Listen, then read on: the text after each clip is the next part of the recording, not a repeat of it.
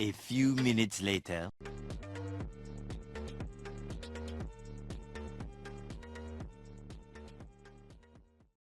If by live only in the present you somehow got never think about future consequences of my actions, then I guess you're practicing what you preach.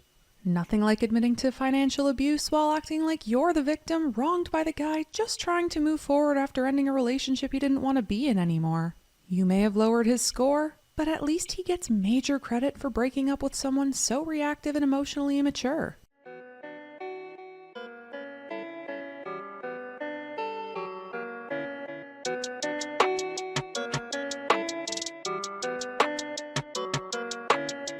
Hey Girl Scout, what's shakin'? How have you been? I personally have been great. Caught up on season 3 of The Boys, found some cute summer clothes, and finally concluded my Discord banner contest. A huge congrats to the talented Firefly for the beautiful work of art to represent our community. She's currently doing a Pay What You Want commission partnership with the Make-A-Wish Foundation, so if you'd like to support charity and get yourself a cool piece of art, shoot them a DM on Discord.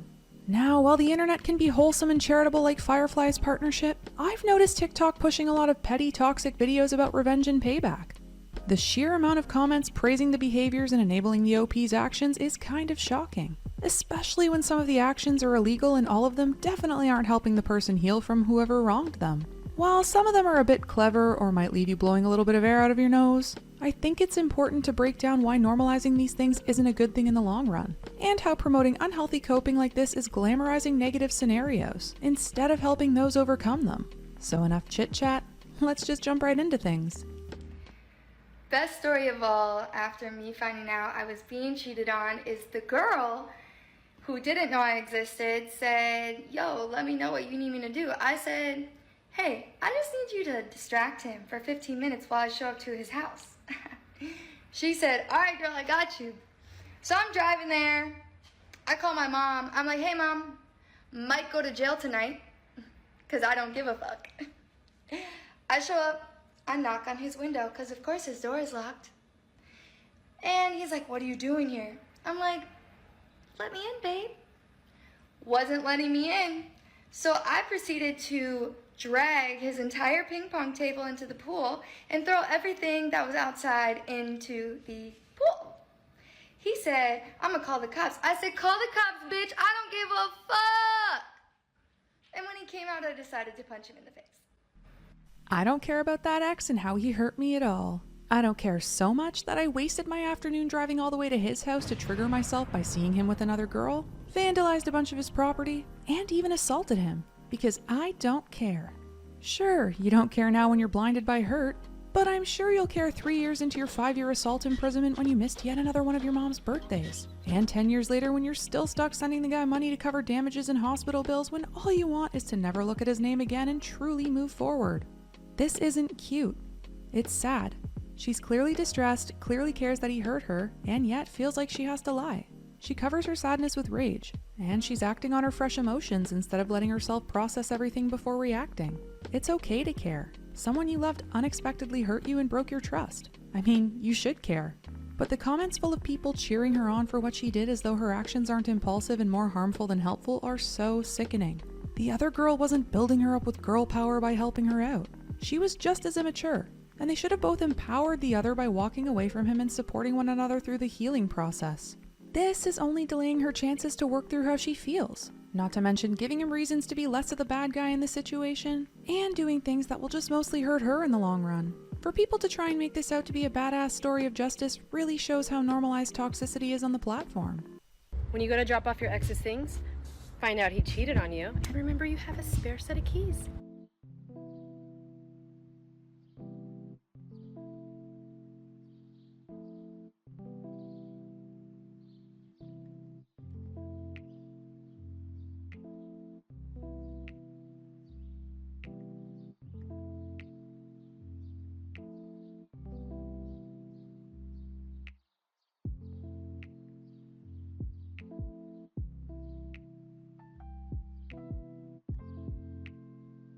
It's so sweet of you to make the lawsuit easier on everyone by providing clear-cut evidence. While you're at it, better go and record yourself crashing into another driver and destroying your rented apartment, so that everyone has solid evidence against you when they decide to bring your ass to court for damages. You got wronged when he cheated, and there's no denying he was the bad guy for it. Being upset and wanting him to suffer is justifiable, but giving him more of your time and attention isn't helping anyone.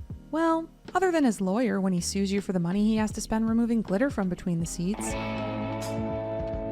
If he cheated on you, he probably doesn't value you that much, and will only use this as fuel to justify his actions. AKA, he cheated because you're unhinged and he was afraid to leave you, blah blah blah. Whatever he can do to twist his cheating and make you the bad guy. And you delivered that to him in a nice little video. He gets money for some car upgrades, backup to show his next girlfriend so he doesn't have to own up to his actions, and you get a nice little criminal record for vandalism that impacts job hunting, traveling, and future relationships. Better to save that wasted money and buy yourself a nice present to show yourself the level of love you deserve instead of trying to prove something to someone who doesn't care. But retro, you may be saying. That's only one video. Surely you're making a big deal out of nothing.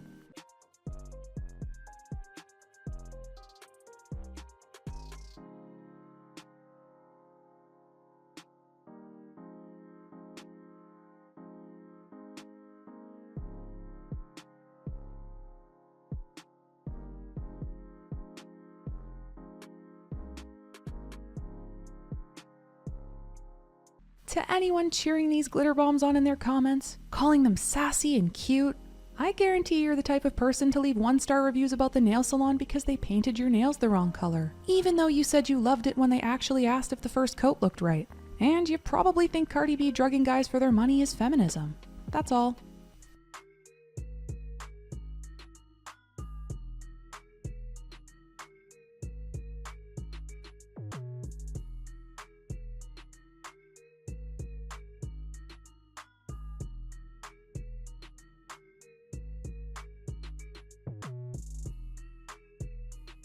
Oh yeah, you really showed your ex. By buying a movie ticket for a film you didn't even want to watch, spending way too much money on expensive movie snacks, and wasting them all on a move that one car wash and a load of laundry would fix.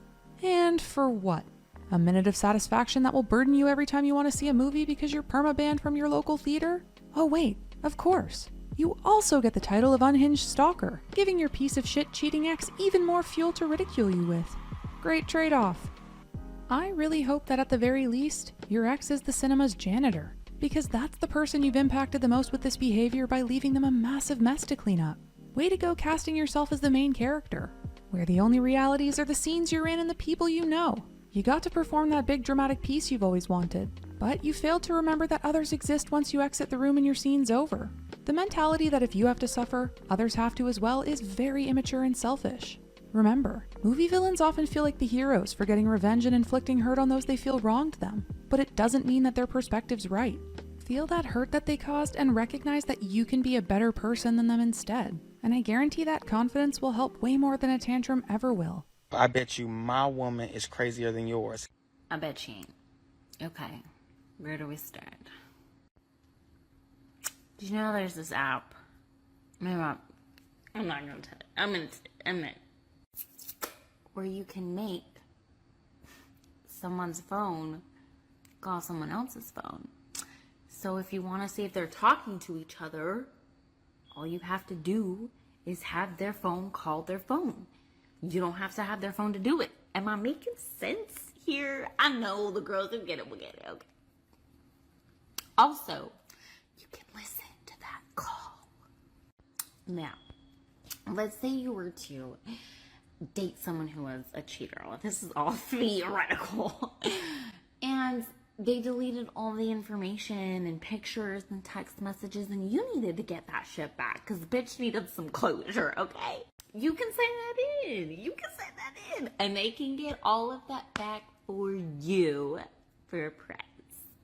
So just whatever your relationship is worth. There's that. I feel like 9-year-old me stayed home sick from school, turned on Lifetime TV at 11:30 a.m. on a Tuesday, and they were midway through showing a B-list detective movie starring absolute nobodies. Would have preferred The Price is Right, but the remote is too far, so I'm forced to cringe watch this until mom brings me some soup and crackers for lunch. I mean, this is really intense. There's a reason you have such a strong distrust. He's either distrustful and has proven that to you through his actions, or you're looking for reasons not to trust him due to your past experiences with other people. Regardless, Being suspicious and anxious about if someone is cheating 24/7, to the point where you want to listen to their private conversations and pay someone to get their texts for you, shows that this is not a good relationship to be in. Walk away with dignity instead of looking for proof, because it won't make you feel better that you're right. It'll only hurt more. And if he hasn't done anything wrong, then it's up to you to figure out why you're painting everyone with the same brush, and why you're not allowing yourself to trust anyone. And you have to do this before navigating your next relationship. It's sad how many comments were begging to know the app, because this stalking behavior is absolutely not normal in a healthy relationship, and it's definitely not the solution to fixing a situation where a relationship's going wrong. What's something that's incredibly immature that you will never stop doing? Ever since my ex and I broke up in 2016, I've had a very interesting tactic for revenge. My revenge comes in the form of email newsletters. So if I'm in the airport and I need an email address to give to the airport so I can use their Wi-Fi, I give them his. If I want to read an article and they need an email, I'll send them his. Do I want to be updated about events and happenings in the company? Yes. Topics of interest? All of them. And he doesn't know why. Not a clue. And I will literally never stop doing it. Okay, so it's not quite criminal, but I find this petty crap the bridge that eases people into normalizing these negative behaviors. Sure, it's harmless, but 2016 was a long time ago, and this person still chooses to let their ex occupy their thoughts 6 years on. Moving on means indifference, and indifference means not wanting to do things to impact that person anymore, positive or negative. So doing this shows that the hurt is still there to some degree. I hope you're charging him a lot of rent for living in your head for that long, taking up way too much space that could be used for decorating your mind with new happy memories, and permeating your brain with a rotten smell for being locked away in there for way too long. It's time to evict him, open the windows to get some air in, and redecorate with things that brighten up the place instead of dimming it. He most likely doesn't even use that email anymore if there was that much spam. He probably spent all of 5 minutes creating a new one to rid himself of the nuisance. And so it's probably not even doing anything now but serving as a throwaway inbox for you. May as well have just made your own second spam account at that point, instead of letting his name pop into your head every time you want to use some airport Wi-Fi. And of course, I saw a comment or two talking about horoscopes under the video as well, which is another way people try to justify behaviors and enable one another by acting like what they're doing is uncontrollable and in their nature instead of a choice they make. Believe in what you want, but pushing the idea that your choices aren't in your control and so the consequences shouldn't apply to you is not a healthy mindset to grow. I wanted to get revenge on my ex because he did me dirty since he ghosted me, and I found out he was in a different relationship without breaking things off with me first. Of course his new girl knew that he did that to me, but I wasn't that petty to go after his new girl. So I decided to attack his ego and self-esteem. I went on his Instagram following. I scrolled through the guys he was following, and I messaged the hottest one. Immediately I received a message back. I explained everything to him and told him if he helps me, I'll owe him a big favor. So my plan was to go out, take pics, and post on our Instagram as if we were dating. I wanted him to see that I upgraded. So me and this guy planned a cute fake date. I got my hair done and chose the hottest outfit. Let me get this straight.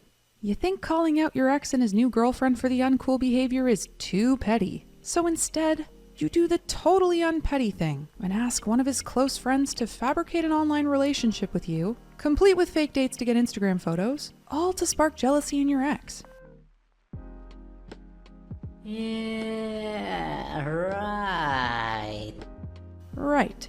Makes total sense. Good thing you picked an absolute shit friend to DM, because any good friend would immediately think this girl was lying and crazy and would tell their buddy what they were scheming. Or at the very least, decline while still acknowledging that it wasn't cool of his pal to do that to you. Messaging about going out of your way to fake having fun really doesn't score well in the sympathy points though, so I would be very shocked if they even took what you were saying at face value.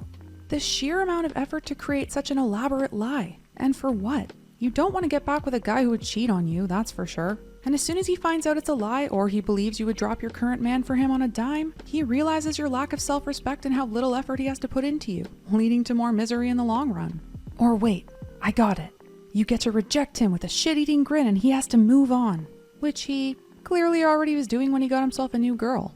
Sounds disappointing for all that effort, no matter which option you choose. Not this time. It never happened. It's false. It never happened. It's a fake. It's fiction. It's an urban legend. Revenge feels good in the moment, but ultimately, you're wasting time on people who don't care about you when that time could be used to become your best self. Sinking down to someone's level instead of taking the high road is like angrily wading through trash and mud in the gutter even though the option to walk on the sidewalk is right there. Leaving calmly but firmly when you aren't being treated right and then being indifferent is the most infuriating thing you could do, because they expect a reaction to either validate that they matter to you or that you're actually the problem. To get nothing means that they have to look inwards and wonder why they aren't getting attention. Believe me, it works on a lot more people than you'd think. And the ones who never change don't impact you once you've moved on anyways. Now, let's shift things a little bit. The consequences of normalizing unhealthy coping post-breakup and glossing over toxic behaviors in relationships means people start to glamorize it. And God, do they do it in a cringy way. If you thought all of those were bad, just wait. It gets so much worse.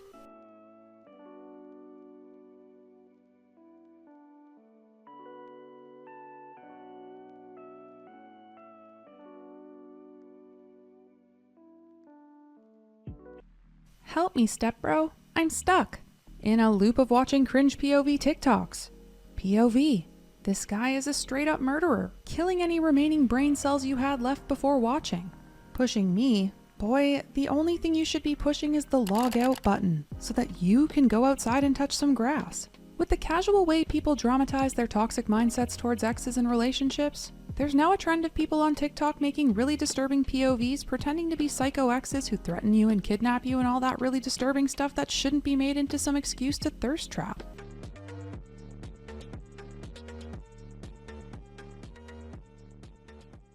Luckily, it's mostly just guys making growling faces to the camera and it's pretty cringe. But that doesn't stop tons of people from commenting on how attractive they think it would be for the TikToker to do this to them. Unfortunately, when a bunch of good-looking people with enough of a following are posting content, they have people idolizing over them and do have influence over them. So they're using their looks to paint a cute but psycho ooh-woo narrative that deters from the severity of abusive relationships and ignores consequences from irresponsible actions. I really hope we can crack down on how normalized toxicity is online. Between dating, revenge, mental illness, glamorizing negative behaviors until they're viral is only helping toxic people justify their actions and preventing people from getting good advice on how to handle these situations properly to best help themselves. And I wish the people uploading them knew that and cared. But of course, clout keeps on winning. How to get the best revenge on your ex. Go live your life and be happy.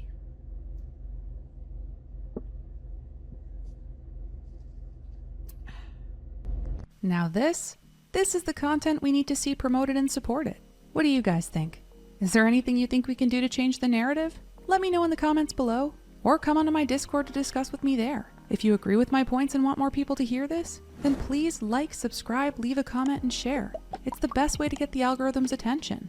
You can support that and me directly with a super thanks comment as well. And of course, let me know what else you'd like to see in a video so that I can give you more of what you want. And that's all from me. Hope you all have an amazing day, and I shall see you all in the next video. Peace out, Girl Scouts. Thanks for watching.